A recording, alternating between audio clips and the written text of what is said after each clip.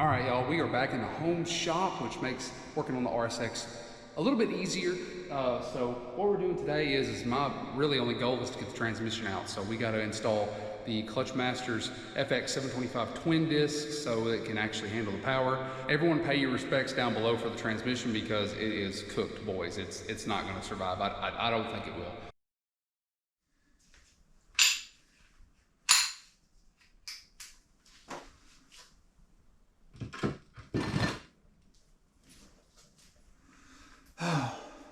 Let me explain. Hello everyone, I know it's been quite some time since I've uploaded to the channel, and I just wanted to let you guys know what's been going on behind the scenes while I've been gone.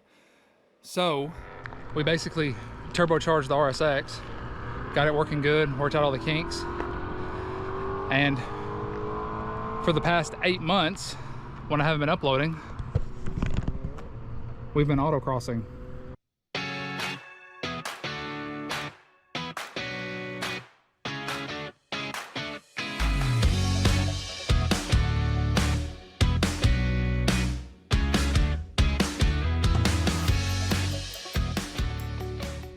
And unfortunately, I did not do a very great job of filming during this time. Normally, I carry the GoPro with me no matter what, so that way I can throw it up and we can make videos. But this year was jam-packed with so many events that I simply did not have time to film proper videos, edit them, and then upload them for you guys. But I am gonna condense everything that I've done this year into this one video.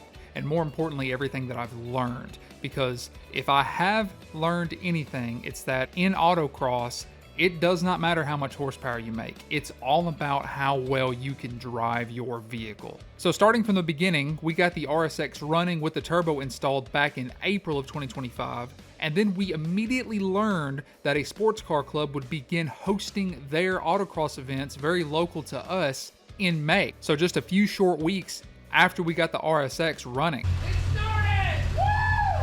So for those of you that don't know, my goal for the RSX has always been to get out on a track in order to drive the car to its fullest capabilities. That's been the plan for the car ever since I decided that I wanted to turbocharge it to get more power out of it. I wanted to just create the ultimate track weapon. So when I heard that Autocross was coming locally to me, I thought, hey, that'd be a great way to get my feet wet and learn some basics of how to actually performance drive the car. So naturally, I went to the forums and I talked to a few people that actually track their RSX or Civic chassis, and I got some really good advice from a lot of really intelligent people. One of the very first things I was told, and I believe is probably some of the best advice I've been given, is that don't change your car too much. You need to get out there and learn to drive the car as well as you can in a base form, and then after you have some driving experience, make the necessary upgrades to improve the car's performance. I ignored that advice completely and I changed the car after every single autocross event of the year. Let's break it down.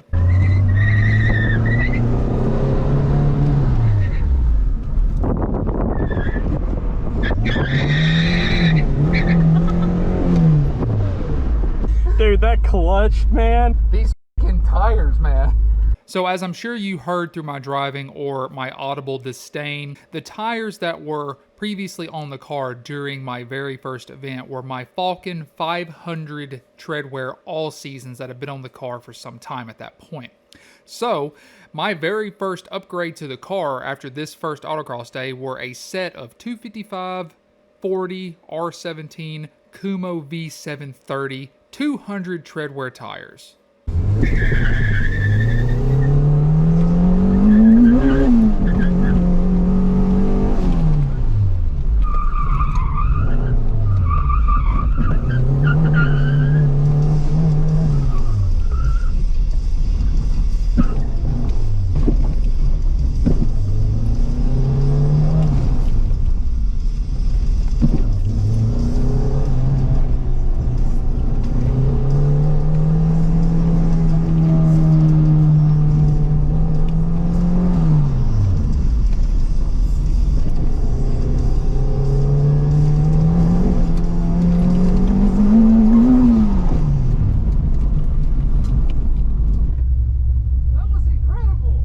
And then second gear exploded.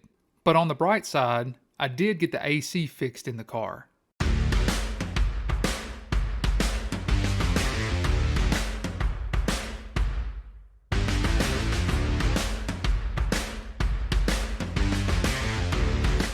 So 3 autocross events into the year, and the transmission finally gave up the ghost. It could not cash the checks that the Turbo K Series was writing, and second gear stripped out. So while the car was down, we added a Civic LSD. We threw in another wastegate spring, because we didn't have enough power to begin with.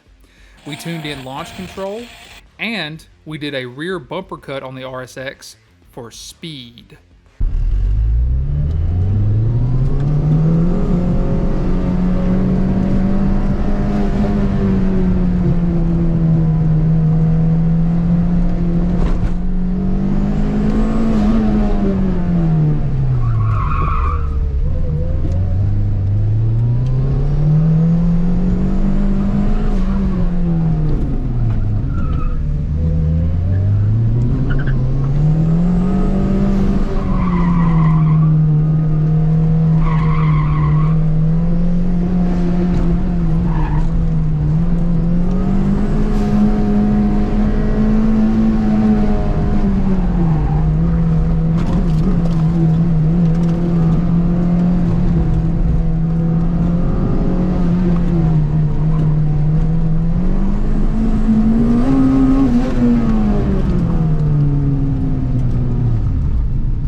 At the next Autocross day, we had a couple of new issues arise, but very welcome issues, seeing as though they weren't transmission related. We had an issue with the alternator wire rubbing inside the valve cover that gave us some weird issues, but once I tracked that down and got that taped up, there was no more issues out of that. The second issue that I had as we were about to leave was that the shifter bushing pin sheared off of the shifter cable itself, so I had to improvise in order to get the car home.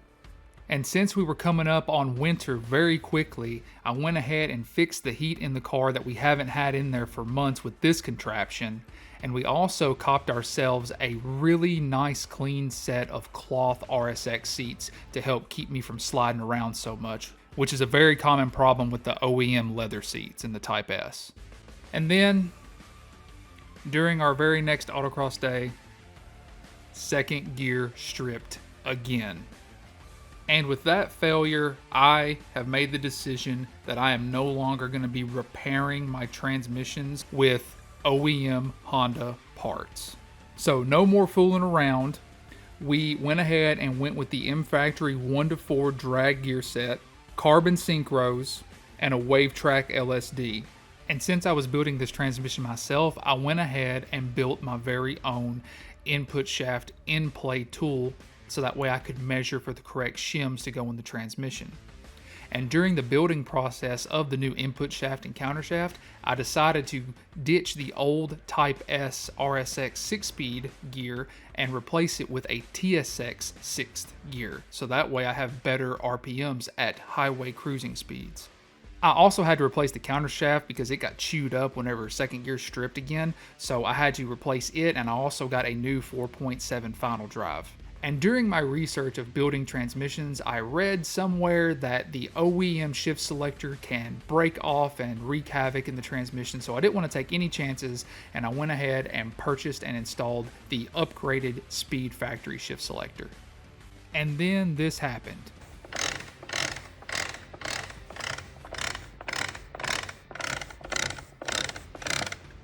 As it turns out, bigger gears hit things, so I had to take the casing back apart and shave off the reverse fork. After that, the noise went away completely.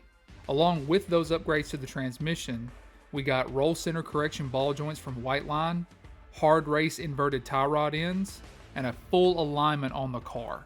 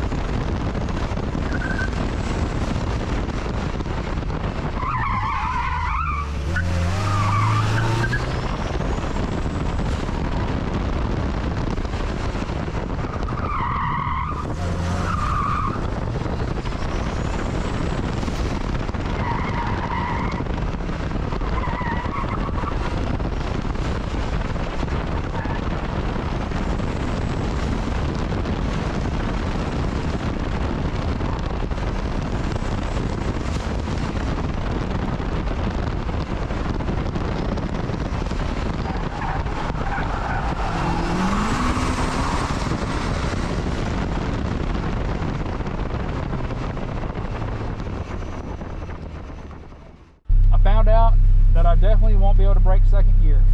That's good. Because I stay in first the whole time. All right, you guys, that is all that we've done to the RSX this year.